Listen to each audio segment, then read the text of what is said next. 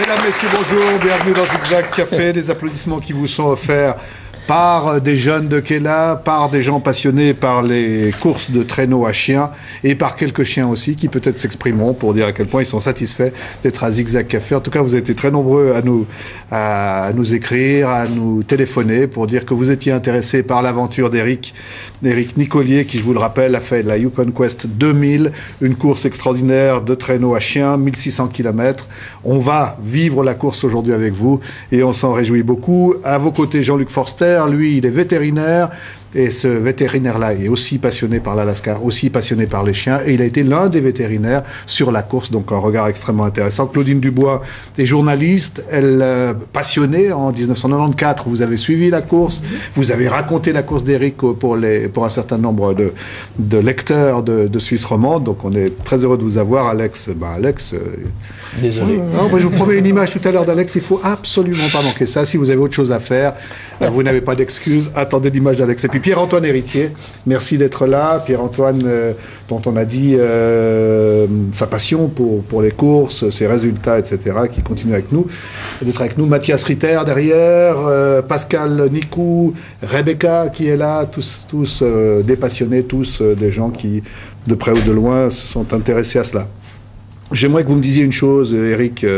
Vous êtes arrivé tout à l'heure, notamment avec votre père, je crois, vous avez traversé tout près de la télévision le marché de Plainpalais, c'est un marché qui se tient donc à Genève, et on vous a fait un cadeau. Alors j'aimerais bien que vous nous montriez ce cadeau. Ouais, il y a une marchande foraine qui m'a stoppé marcher dans la rue, et puis elle m'a dit qu'elle m'avait vu à la télé avec ma femme Rebecca.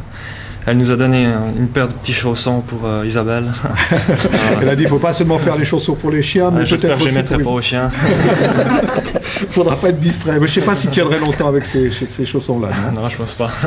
Ce qu'on peut vous dire aussi, c'est que j'ai dit tout à l'heure qu'il y avait beaucoup de courriers, puis il y a une lettre qui m'a beaucoup plu. C'est madame, qu'elle me pardonne, j'arrive pas bien à lire, c'est probablement madame Françoise Catella, qui nous a dit, écoutez, c'est formidable cette émission avec des hommes et des chiens, je trouve ça formidable.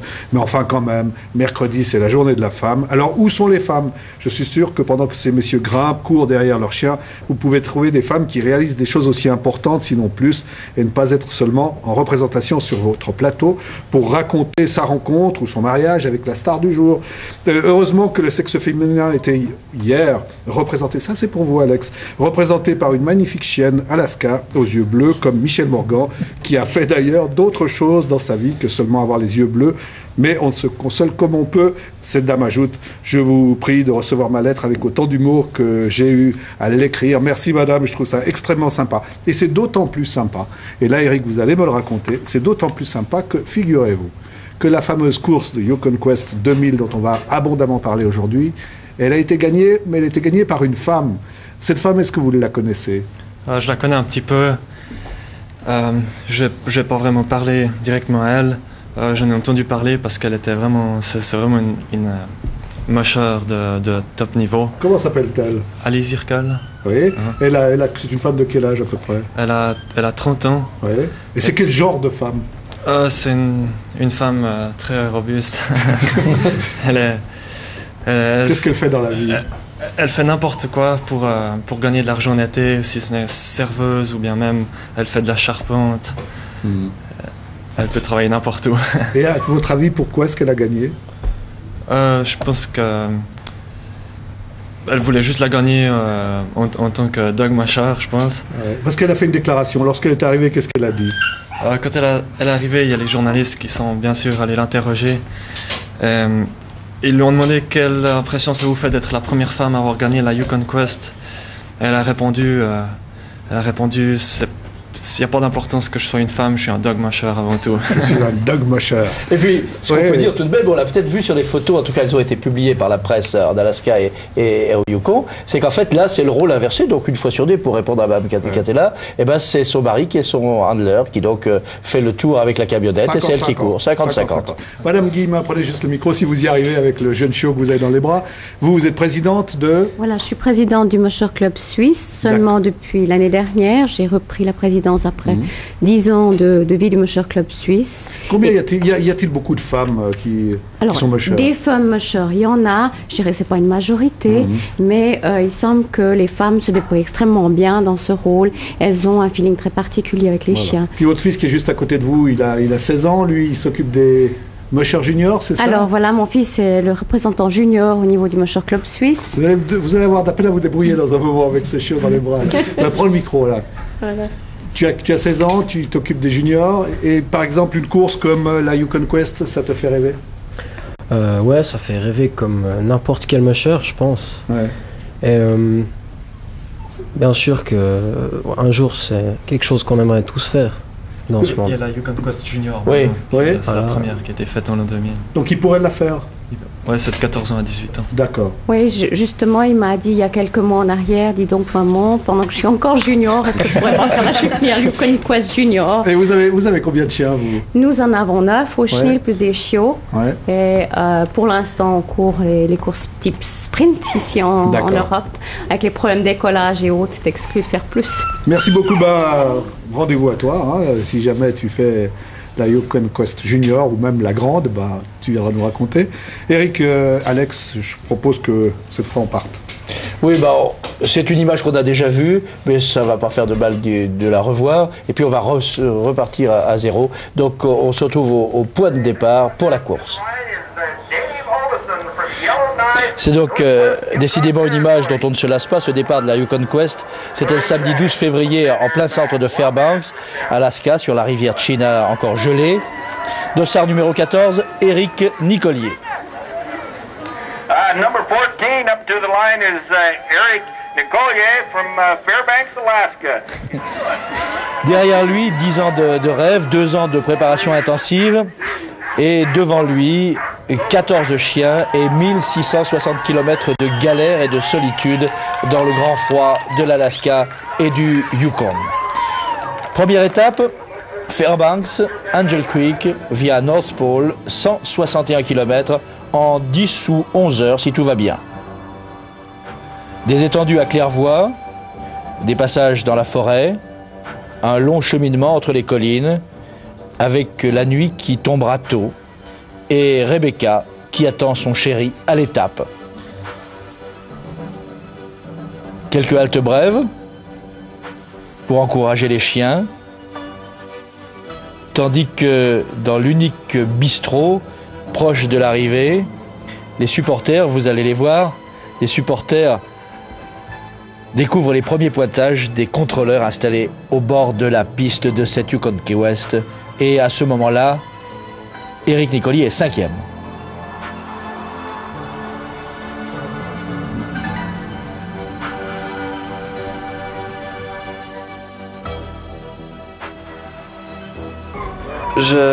Mon chien de tête a pris une fausse piste et quand je l'ai remis sur la bonne piste, j'ai emmêlé quelques chiens, j'ai emmêlé mon traîneau, j'étais dans la neige profonde, ça fait que c'était assez dur. Et puis c'est vrai que j'ai eu pas mal de problèmes sur cette première étape. Comme j'ai presque perdu un chien et j'ai perdu ma parka, ça fait que j'ai dû parquer mon attelage et refaire un 100 mètres au pas de course pour venir chercher ma parka et retourner à l'attelage. Ça fait... Mais le moral pas perdu? Ah non, ça va. Je pense que je vais dormir quelques heures et puis après je serai d'appoint pour le prochain jour. Alors bonne nuit. Ok.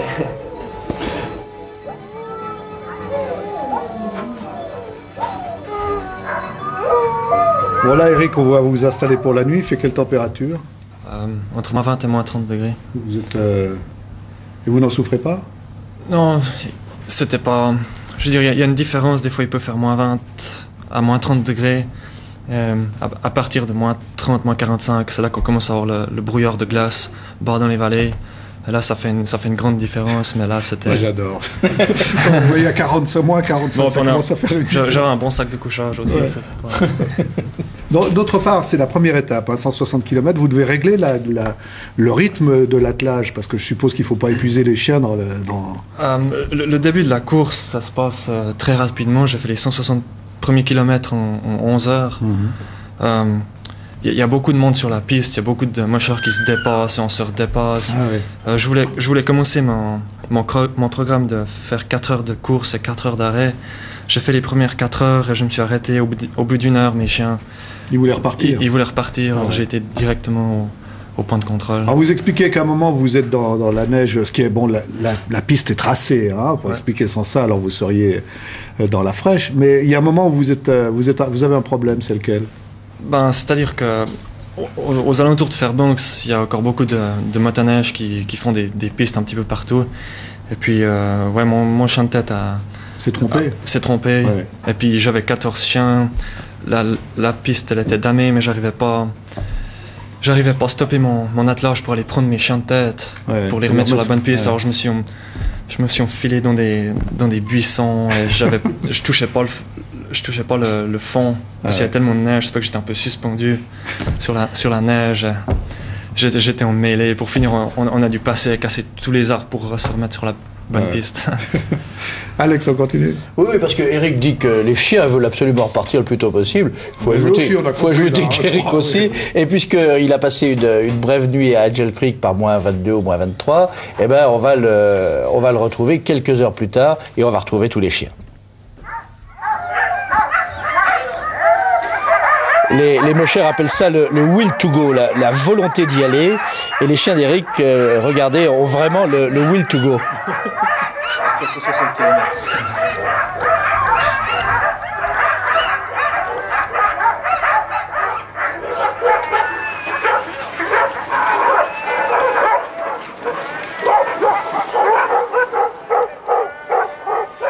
Une première étape de 69 km. À Angel Creek, Eric Nicolier vient de quitter le camp. Il y a passé au total un peu plus de 7 heures. Le temps de soigner ses chiens, de les nourrir, le temps de dormir aussi un peu. 3h30, une longue nuit d'après ce que disent les mushers.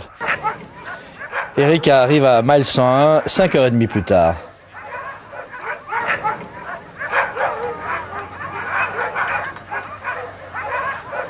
On commence à rentrer dans la course, alors les chiens ils commencent à prendre la fatigue de la course. Il est actuellement 14e, mais ça n'est pas sa première préoccupation. La plus grande inquiétude du musher, c'est d'observer ses chiens et de voir celui-là qui va être obligé d'être sorti de l'attelage. Pas encore d'abandon, mais plusieurs mushers ont déjà renoncé à 2, 3 et même 5 chiens. Mais je vais pas en sortir ici à cette étape-là, parce qu'ils vont avoir 6 heures de repos. Ça fait que je pense qu'il faut que j'en laisse, je vais les laisser au prochain point de contrôle. 15h37, Eric repart plus tôt que prévu. Ses chiens sont en forme et il ne veut pas affronter de nuit ce qui constitue l'une des plus grandes difficultés de la course, l'ascension de Eagle Summit, le sommet de l'Aigle. Et là, regardez bien, à l'extrême limite du téléobjectif, 2 puis 3 attelages, la taille de minuscules grains de blé, quasiment invisibles à l'œil nu, tentent de démesurer l'immensité de ce décor blanc.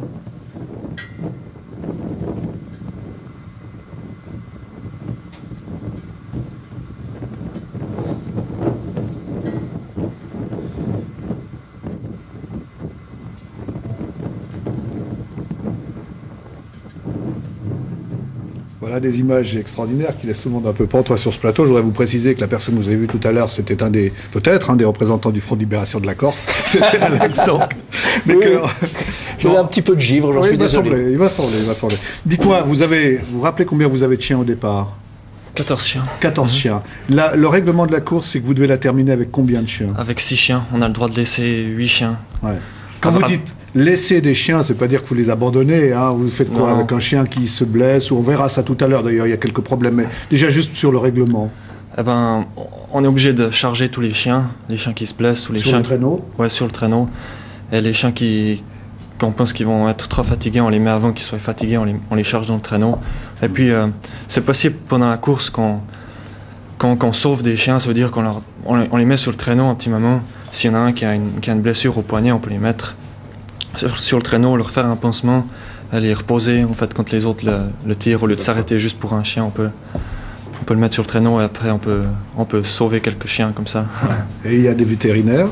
Oui, il y a des vétérinaires, ils sont 8, 9, 10 je crois, la plupart américains ou canadiens, mais il y a un Suisse, c'est Jean-Luc Forster qui est avec nous aujourd'hui. Et on va le retrouver à un moment où vous venez de lâcher 2 chiens, c'est à Central, l'étape suivante, 2 jours après Eagle Summit.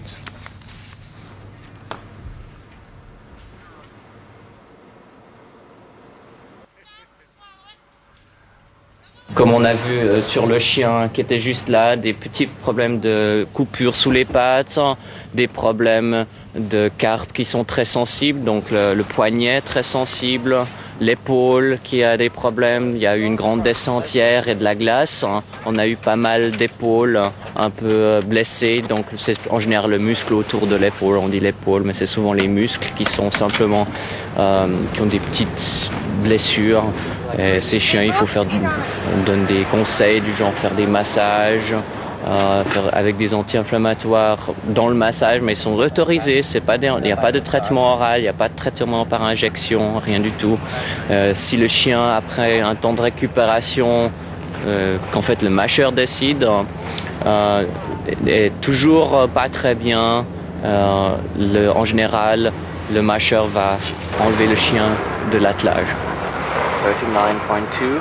Est-ce que vous pouvez vous décider qu'un chien ne doit pas continuer? Non, seul, je n'ai aucun pouvoir de décision. Les pouvoirs de décision de laisser, d'empêcher un chien de continuer, ou un team même, dans certains cas, c'est une décision coordonnée entre les vétérinaires et le race marshal ou le race judge.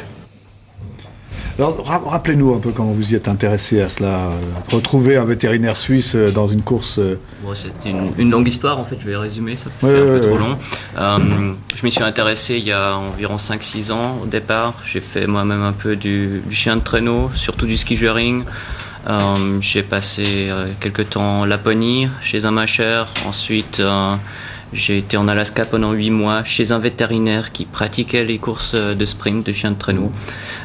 Et puis c'est là que c'est en fait vraiment parti au point de vue problème vétérinaire et machine, les deux ensemble. En fait. D'accord. Les chiens que l'on voit là, on voit l'enthousiasme qu'ils ont à courir, c'est un enthousiasme réel selon vous?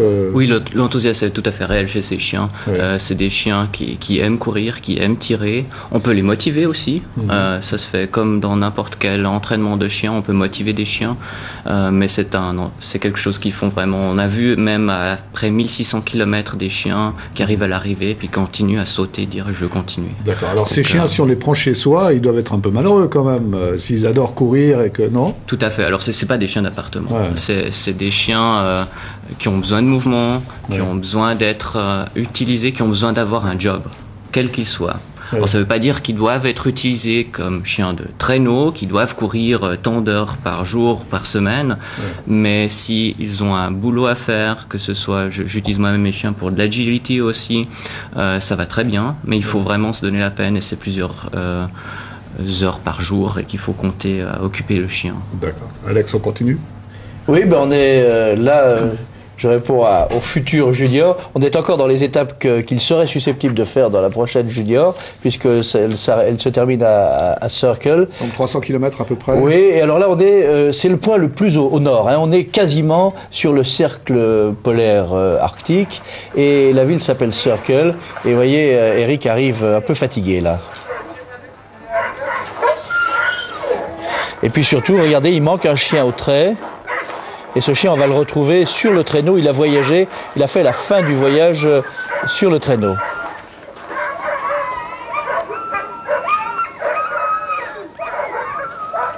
C'était une longue étape avec 10 cm de poudreuse sur la moitié du chemin. Ça fait que c'était un peu dur pour les chiens, quoi. Bon, c'était dur pour tout le monde, alors... Température extérieure, moins 27 degrés. ça respire pas, ça tient chaud, mais...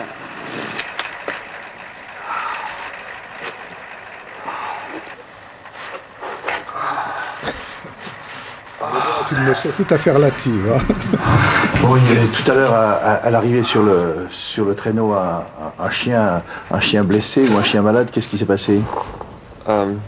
Il était juste... Je pense qu'il est tombé dans un trou ou bien... Oui, il s'est blessé, il a eu un poignal cassé, mais peut-être que je pourrais le reprendre aujourd'hui. Ici, à Circle, 4 mushers vont abandonner avec leur attelage, parmi lesquels un des favoris, un natif, un Indien d'Alaska, Fred Jordan. Eric, lui, repartira après 8h55 d'arrêt avec 12 chiens, parmi lesquels celui qui voyageait à bord du traîneau, ressuscité comme par enchantement. Et à partir d'ici et jusqu'à Dawson, 500 km sans images désormais, puisqu'il n'y aura plus de voitures, il n'y a pas de route. Le track, la piste se déroule sur une rivière gelée. Et pour aller attendre à Dawson, c'est-à-dire à 500 km de là, pour aller attendre Eric, eh bien Rebecca, en compagnie de Mathias, vont faire quelque chose comme 2000 km de détour. C'est ça l'absence de route et les rares routes qui sont fermées en hiver. Bien sûr. Eric, là, on vous a vu, hein, c'est un moment un peu délicat. Quels sont les conseils que, je sais pas, vous ont donné peut-être de plus anciens mushers, des gens plus expérimentés, lorsque tout d'un coup le moral baisse, on se dit, je suis plus très sûr d'avoir le nombre de chiens pour arriver, ou en tout cas mon chien de tête, lui, s'est blessé. C'est vrai qu'au bout d'un moment, dans la course, des fois, il y a le mental qui lâche un peu, on pète un peu les plans. Bien sûr. Et puis, moi, je pense qu'il y a quelque chose de très triste quand on est sur la piste et que vraiment on en a marre et qu'on ne veut plus continuer. Il y a quelque chose de très triste, c'est de remonter l'attelage jusqu'à ces chiens de tête et les prendre et faire demi-tour. Ça, je pense que c'est très triste de faire, je trouve. Même si on part, si on fait demi-tour et on retourne au checkpoint, on peut retourner à la maison au show, c'est quand même très triste de faire. Ouais. Je pense que de l'autre côté d'une tempête, de l'autre côté de 20 cm de poudreuse, il y a toujours quelque chose qui est positif, il y a toujours quelque chose qui est bien. Puis ce qui est bien, c'est la satisfaction qu'on retrouve de l'autre côté. D'aller au bout de soi-même. Ouais. Vous avez l'impression que si vous aviez dû prendre vos chiens puis repartir en arrière, hein, les chiens aussi auraient été tristes? Ouais, je pense qu'ils se rendent pas compte. Mais ouais, j'essayais pas tellement de regarder derrière, à me demander s'il fallait que je fasse demi-tour ou bien pas. Je continuais à aller devant et puis ce que je faisais quand j'étais découragé, j'allais chaque fois à la moitié du parcours, que ce soit entre les cabines ou entre les points de contrôle. Et puis après, quand on est à la moitié, ça sert à rien de revenir en arrière. C'est un bon truc, ça, quand même. Claudine Dubois, vous êtes avec nous parce qu'en 94, vous avez suivi la course et puis vous nous avez fait connaître, au fond, Eric Nicollier, par vos articles. Comment vous y êtes-vous intéressé, vous? C'est une passion personnelle qu'on partage avec mon ami Jean-Claude Page pour le Grand Nord, oui. Pour le froid, parce que la majesté du froid, c'est quelque chose d'extraordinaire, évidemment, pour les chiens de traîneau, qui sont les compagnons des habitants du Grand Nord. Et puis après, ça a été une question de rencontre. On a rencontré Pascal Nicou, qu'on a suivi dans sa quest en 94. Et puis ensuite, on m'a parlé d'Eric et j'ai trouvé extraordinaire qu'à 22 ans, on s'engage dans ce défi. Et la force qu'il a eue, cette conviction, j'entendais Rebecca qui disait hier, c'est un homme qui met ses rêves, qui rend ses rêves concrets. Moi, je trouve ça extraordinaire. Et on a vu que tout au long de cette course, il a su gérer la solitude, gérer le froid, gérer les périodes de course et de repos, comme un musher expérimenté. Donc, un chapeau, Eric, c'était fantastique. Et nous, on l'a suivi. Alors, justement, je voulais vous demander, Alex vient d'y faire allusion, il y a les personnes qui suivent, comme Rebecca va le faire par rapport à Eric, mais on peut suivre parce qu'on prend une route et à certains moments, on se retrouve à l'étape. Comment ça se passe? Il faut pas mal de débrouillardise parce que les organisateurs de la Quest, les journalistes, ça les intéresse assez peu, donc ils se débrouillent par eux-mêmes. On vous dit dans quelle imprimerie vous allez chercher une carte, on vous la donne en 36 morceaux.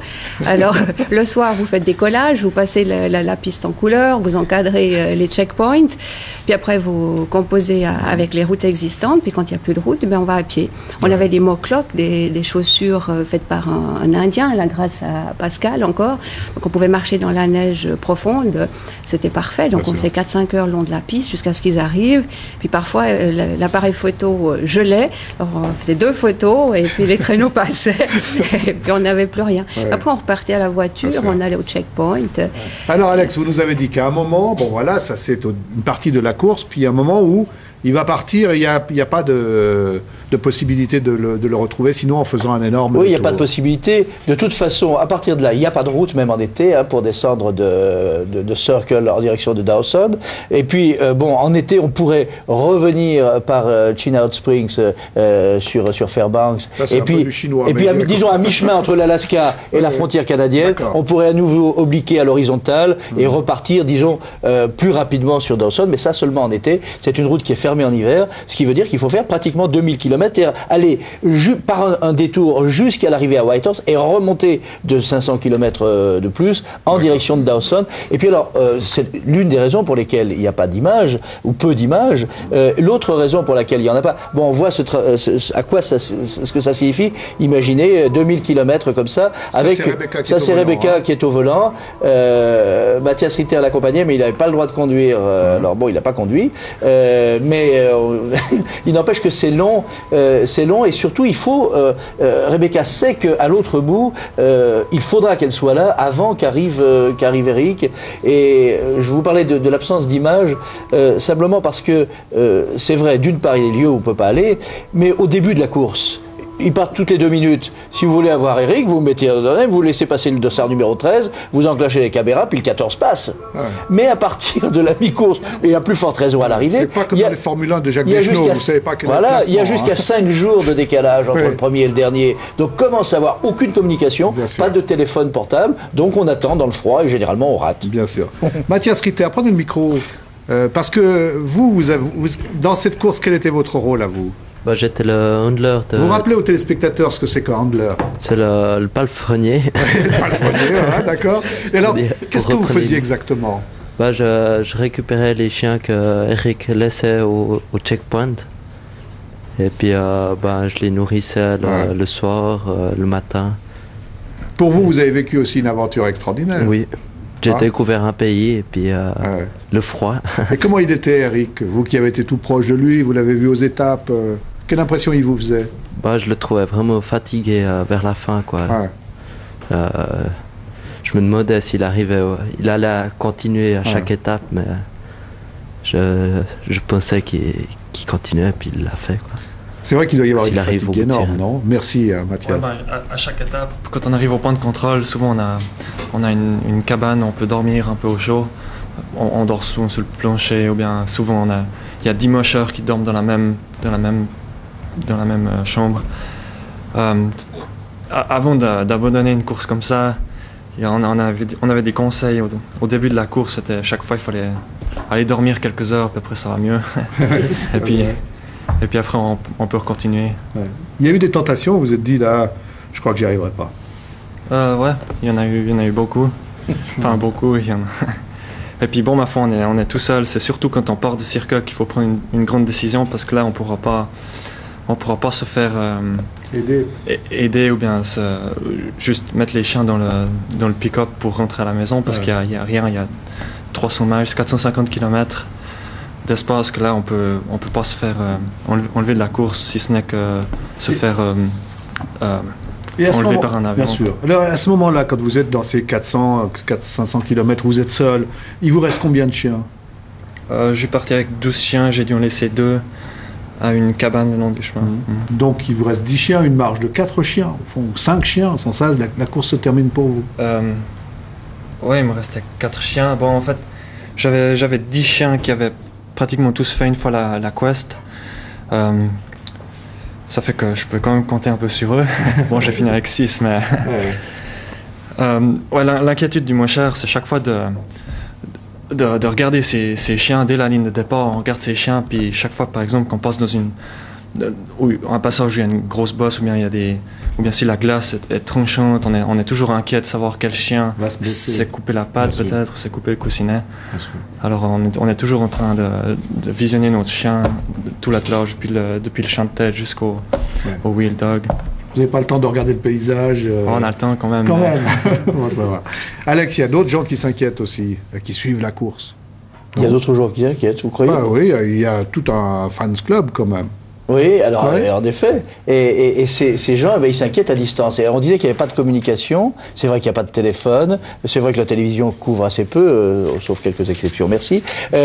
Mais en revanche, il y a une chose, c'est Internet. Et tous les gens qui sont là, ils ont suivi, y compris les parents, ils ont suivi la course, en tout cas en chiffres et parfois même en photos, sur Internet avec très très peu de décalage. Alors on va au Yukon Café, ça existe en Suisse, c'est à Colombey, en Valais.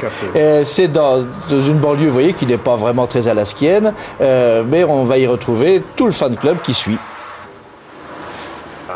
Il est reparti à 12h35 heure locale, voilà, avec 10 chiens. Il a eu 10 chiens, il est rentré avec 10 chiens, il est reparti avec 10 chiens. Mais la plupart ont perdu pas mal de chiens. On peut regarder là, finalement, il y a les chiens qui sont perdus. Donc là, le nombre de chiens qui restent. Ah d'accord, dogs, ouais, d'accord. Okay. Ouais.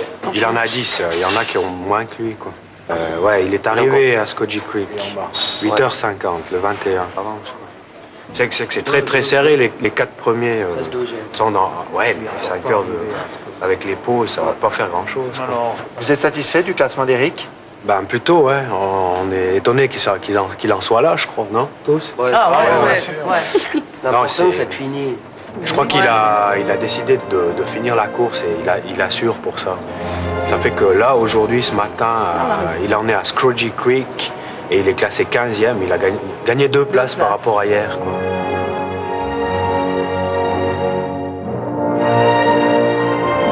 Il a géré la course depuis le début avec des pauses et des temps de course, des pauses, des temps de course, ce qui fait que je pense qu'il va à la même vitesse au début qu'à la fin, quoi. Ce qui n'est pas le cas de tous les mushers qui sont actuellement sur la course. On voit qu'il y en a pas mal qui sont en train de payer les efforts du début. Au début, on a eu un peu la trouille parce qu'on se disait qu'il était vachement lent, quoi, par rapport aux premiers. Mais les premiers, c'est des gens les Frank Turner et tout ça, c'est des gens qui sont là depuis le début de la quest et ils l'ont fait toutes les années. Donc, on est à 4 jours de l'arrivée. Qu'est-ce que vous avez envie de lui dire à Éric? Ben, on a envie de lui dire que... Il a fait une superbe course déjà et que... Continue comme ça. Continue comme ça et de toute façon si ça devait mal finir, ce qui ne va pas arriver, c'est déjà pas mal. Il a prouvé ce qu'il valait, quoi. C'est déjà clair, quoi.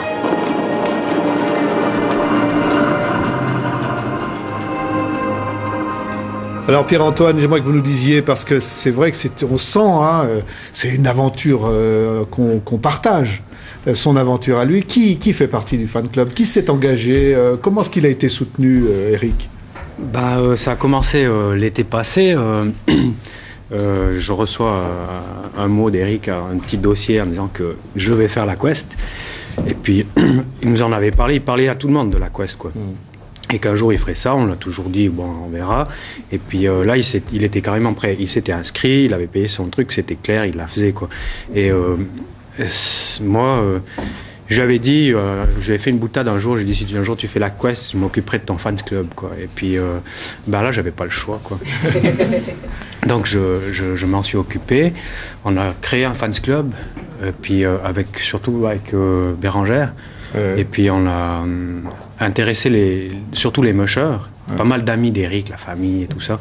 On n'a pas ratissé très large, mais on a fait un bon boulot, je crois. C'est surtout des passionnés qui ont suivi. Mais on sent que là, vous vivez l'aventure, mais vraiment avec lui. C'est pas parce qu'il y a une caméra qui est en train de vous filmer, vous êtes derrière lui sur... Ouais, moi je l'ai vécu la course par Éric interposé. Depuis le début, j'ai commencé avec lui les entraînements des chiens, j'ai toutes les semaines des téléphones et tout ça. Ça fait que j'étais peut-être plus impliqué que les autres fans, mais les autres fans étaient... C'est grâce à eux et à tout le monde que finalement on est allé au bout. Enfin, je dis Éric, j'ai tendance à dire on est allé au bout parce que c'est magnifique. Ouais. Et puis tous les fans, ça a donné l'occasion à ces gens-là de connaître la quest et de suivre Éric sur Internet. Et puis on en sait beaucoup plus maintenant sur la quest que... Vous voulez ajouter quelque chose, Éric? Ah ouais, quand il a dit il m'a dit là un jour, je me rappelle, on était en train de conduire, aller à l'Aisin. Il m'a dit, si un jour tu fais la quest, je te donne un coup de main. Il y a beaucoup d'autres gens qui nous disent ça. Ouais, si tu fais la quest, je peux te trouver une adresse pour des bons chaussons, je vais faire comme ça. Mais quand Pierre-Antoine il m'a dit ça ça m'est resté. Il m'a dit ça avec une voix vraiment, vraiment d'ami, quoi. Et puis, ça m'est resté, quoi. C'est une vraie histoire d'amitié, là. Hein. Ouais, je veux dire, la façon qu'il me l'a dit, ouais. Il me l'a pas dit, ouais, si tu fais la quest un jour, je t'aide, donne-moi un coup de fil, et puis ça sort d'une oreille, ça rentre d'une oreille, ça sort de l'autre. Ça m'est resté. Je crois qu'il y avait, on a monté un fans club où les gens nous versaient de l'argent en échange des informations. C'est-à-dire que nous, ils nous donnaient de l'argent et bon, on donnait quelque chose en retour parce que c'est important. C'est-à-dire qu'ils avaient des informations depuis le début de l'entraînement, comment allait Eric et tout ça. Ils recevaient des bulletins d'information et tout ça. Et autrement, il y a eu le club, le Musher Club Suisse qui... Enfin, c'est des... L'anecdote, c'est que chaque année, on donne des primes de course à tous les mushers qui courent sous les couleurs du club.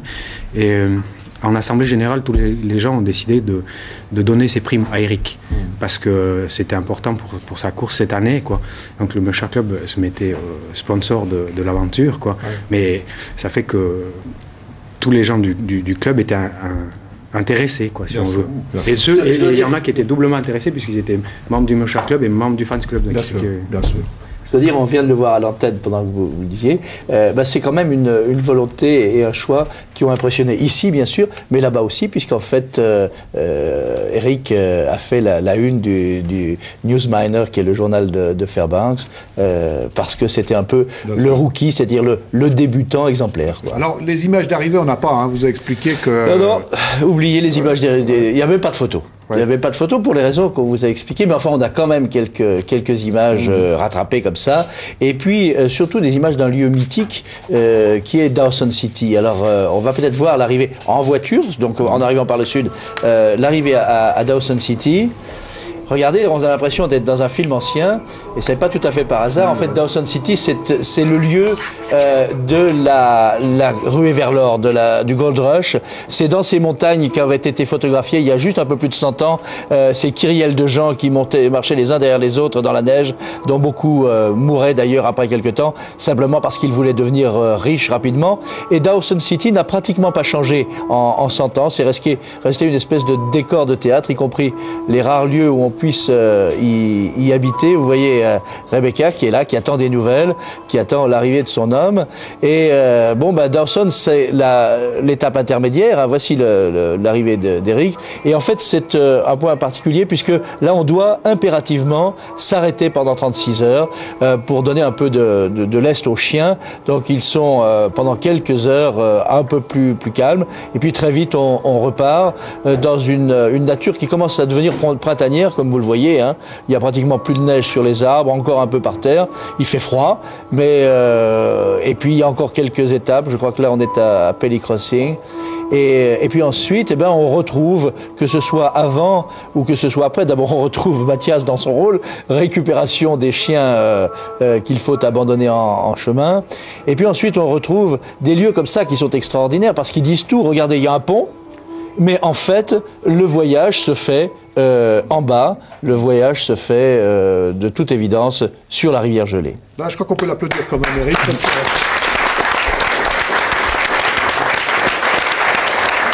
Alors, juste quelques mots, puisqu'on va conclure sur l'aventure et vous proposer une ou deux rubriques. Mais l'arrivée, on ne l'a pas vue, hein, pour des raisons faciles à comprendre. Mais comment est-ce que vous avez vécu l'arrivée? Racontez-nous juste le moment où vous êtes au bout de la course. Au bout de la course, je commence à voir les lumières de Whitehorse. Ouais. Et puis, en fait, la piste, elle faisait un détour. Et puis, c'est comme toutes les étapes de la quest, c'est loin, c'est loin. À chaque fois qu'on voit une trace de traîneau, une trace de voiture, même maintenant, quand on pense qu'on arrive tout près de la civilisation, on commence à pousser les chiens parce qu'on est sûr qu'on est tout près. Puis après, ça dure encore des heures pour arriver à la ligne d'arrivée. Puis, vous franchissez la ligne, puis il y a quelqu'un ou il n'y a personne? Oui, il y avait le chef de course, il y avait un peu de monde quand même. Je suis arrivé un peu avant minuit. Ouais. Mais, vous étiez content là? Ouais, j'étais content de finir. Ça, je comprends. Est-ce que c'était un des plus beaux jours de ta vie? Je pense que c'était un beau jour. J'ai eu des meilleurs jours, je dirais, sur la quest, que juste en question que mon attelage allait super bien, les chiens filaient à toute vitesse sur la rivière gelée. J'étais content d'arriver à la ligne d'arrivée. Mais sans plus, parce qu'on est vraiment fatigué. Il y a les vétérinaires, excuse-moi, il y a les vétérinaires qui contrôlent nos chiens, il y a tout le monde qui nous pose plein de questions, puis là on est vraiment... On a envie de décompresser un peu. Merci Eric. En tout cas, ce qu'il faut retenir, le bonheur, il est dans la course. Le bonheur, il est quand les chiens vont bien, le bonheur est quand ça file. Et quand c'est terminé, c'est vrai que c'est toujours une aventure. Hein, c'est la fin d'une aventure. Enfin, je crois que vous l'avez superbement raconté d'ailleurs. Merci. Hein, parce que c'est vrai qu'une aventure, ça se vit à plusieurs. Tout seul, c'est pas vraiment la même chose. Ça se vit avec une famille, ça se vit avec des copains, ça se vit avec des gens qui partagent la même passion. Et puis alors, bon, on avait envie de terminer un petit peu, vous offrir quelques rubriques un peu plus détendues. Et la première, c'est Jean-Claude Mercier qui s'en soucie, parce que lui, il a un chien, c'est pas tout à fait le même genre. Et puis, il est allé s'intéresser aux gens qui n'ont pas tout à fait le même rapport avec les chiens. Voilà, il se trouve qu'on n'a pas tous la chance non plus d'avoir un énorme chenil et puis de faire des grandes randonnées comme vous, mais on est quelques centaines de mille en Suisse et en Europe, en tout cas, à aimer les petites bêtes à quatre pattes. Alors, dans les accessoires traditionnels, bon, on a tous connu les gamelles en tôle comme ça. Par contre, il y a maintenant une quantité d'autres accessoires qui se créent évidemment, comme toujours avec la mode. D'abord, en préambule, un petit mot sur ce look-là, qui s'appelle le Thatcher look. Oui, désolé, ça s'appelle comme ça. C'est le look des propriétaires de chiens. Bah bientôt, Jean-Philippe. C'est le retour de la mode un peu anglaise à carreaux et autres. Donc ça veut dire qu'on va voir ça beaucoup cet hiver dans les fringues. Évidemment, pour les chiens, vous connaissez cette marque, le petit tapis ou le manteau qui est ressemblant. Vous avez déjà les chaussons, là maintenant. C'est très luxe, hein, voilà, très luxueux. Dans l'esprit luxueux aussi, et puis après on en finira. Un sifflet pour le retour ou bien une laisse comme ça en veau grainé bleu jeans d'une grande maison du Faubourg Saint-Honoré parisien. Mais pour les choses un petit peu plus sport et plus logiques et plus faciles, ça c'est très très tendance comme on dit. Puis c'est une ceinture de jogging, ça signifie on peut courir avec son chien simplement, donc c'est très très utile. Mais là il vaut mieux pas choisir le chien qui fait partie du traîneau là, parce que vous pouvez courir longtemps. Hein. Parce que là vous mettez des patins sous les pieds. Bon, puis des produits, des biscuits à la vanille, bien sûr du container, ça veut dire du jojoba pour les rendre plus beaux, plus frais, de la teinture, du parfum, des vitamines, une tonne de jouets de chiens. Je précise bien que c'est pas ceux d'Iris puisque ce sont des choses en mousse qui tiennent dans l'eau.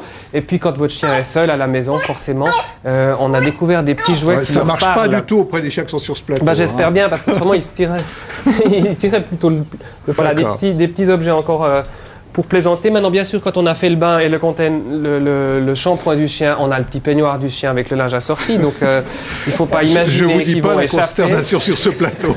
Bien entendu, un adorable petit bandana pour l'été si vous faites des voyages au soleil. Peut-être si vous allez en Écosse, le petit assorti.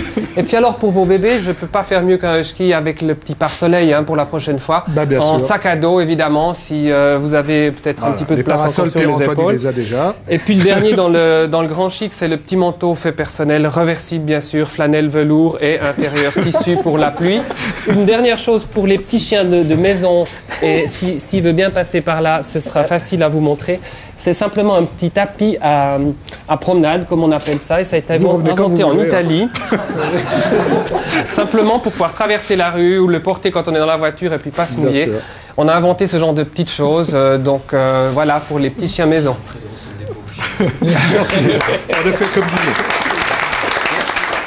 Comme disait Jean-Luc Forster, quand on dit que les chiens de traîneau sont des pauvres chiens, ceux-là, c'est peut-être une vie qui n'est pas forcément celle qu'ils auraient choisie, j'imagine. Hein.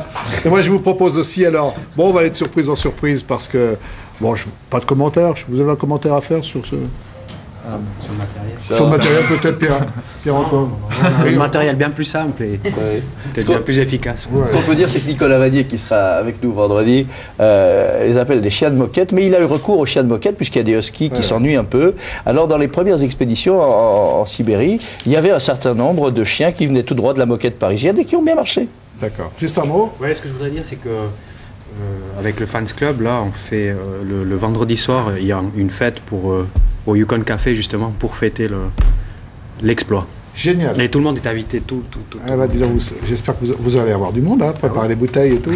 Venez. Voilà, je vous propose encore une autre rubrique, puisque là, on est déjà tombé dans un monde un peu particulier. Iris va nous rejoindre, et c'est un monde encore plus particulier. Bonjour Iris, on peut vous applaudir. Alors bravo, on peut dire que vous êtes accompagné là, c'est bien. Je me suis demandé, vu que vous aimez beaucoup les animaux, Eric, si quand vous étiez petit, vous aviez des peluches. J'en ai pas beaucoup. Et aujourd'hui, en tant qu'adulte, vous trouveriez normal d'en avoir ? Non, je pense pas. Ça va peut-être vous surprendre parce que les peluches que je vous ai amenées là, elles ont toutes été spécialement conçues pour des adultes. Alors, selon vous, quelle catégorie d'adultes en aurait vraiment besoin? Qui est-ce qui collectionne ou achète ce genre de... Regardez, de plus en plus Merci belles. Alexandre. Merci Alexandre.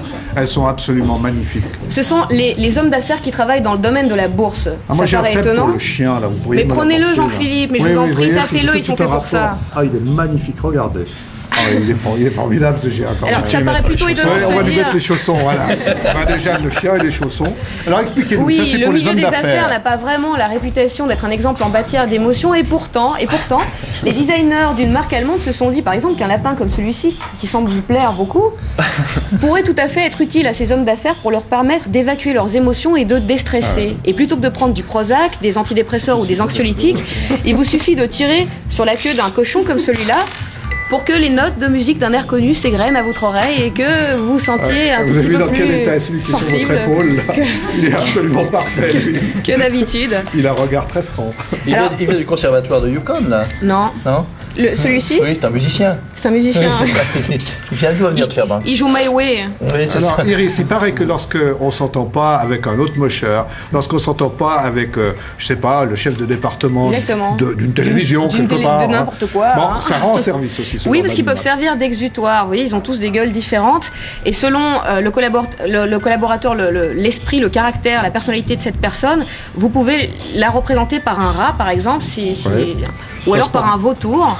Et vous les posez sur votre ordinateur et vous pouvez vous défouler sur eux, les insulter ou les taper. Et ça vous fera sortir les sentiments plutôt méchants qui sont à l'intérieur de vous, mais de manière à gêner strictement personne. On peut planter des aiguilles aussi, comme dans le vaudou. Non? Exactement, on peut faire ce qu'on veut avec. Franchement, on peut les taper, on peut les secouer, on peut les caresser.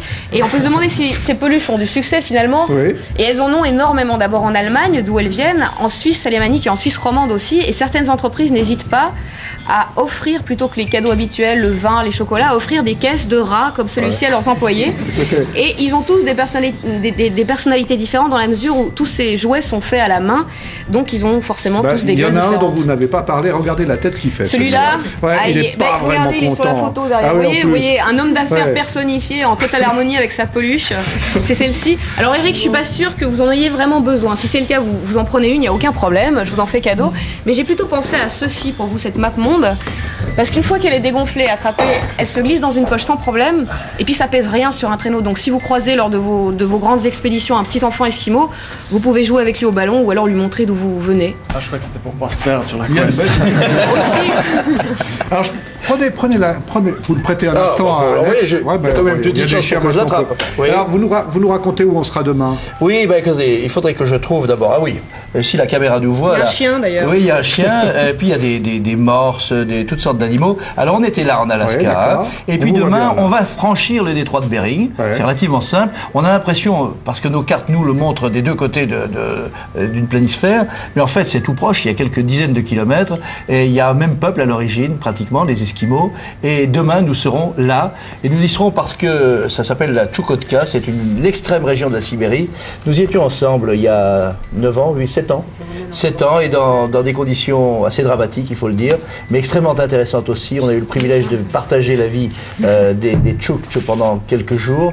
Et demain, il y aura avec nous un couple dans lequel le mari est suisse et la femme est Tchouktche. Et ils viendront nous raconter ce pays tout proche du vôtre et que vous ne connaissez pas forcément. Merci Alex, c'est vous qui présenterez l'émission. D'ailleurs, on peut le préciser demain. Et puis Eric, juste une dernière question. Vous serez là encore jusqu'à vendredi naturellement. Mais lorsqu'on a fini la course, à quelle course rêve-t-on? Je pense refaire la quest encore parce que ce serait bien de faire une course où je pars pas à l'inconnu. Et qu'est-ce que vous changeriez dans votre préparation? Quelque chose ou... Je changerais un petit peu tout, l'entraînement des chiens, mon ravitaillement que j'avais envoyé sur la quest. Mais pas le bonhomme. Oui, Pierre-Antoine. Il a fini la quest à 22 ans. Il est au début de sa carrière. Ouais, c'est clair. Hein. Qu'est-ce qui peut se fixer comme objectif, à votre avis? Tout. Gagner. Ouais. La gagner, d'abord. Être le jeune gagnant de la quest, être le plus jeune gagnant de Guitarod. Il a encore 10 ans devant lui, bien 10 ans pour y arriver. Et on va se donner les moyens. J'aime bien, on va se donner les moyens. Vous avez droit, enfin tous, à nos applaudissements parce que je trouve que c'est une belle histoire.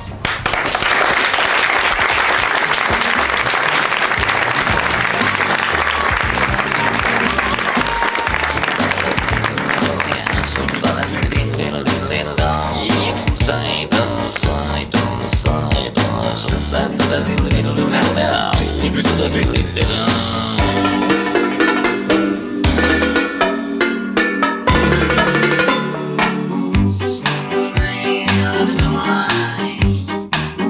Son outside of the sea.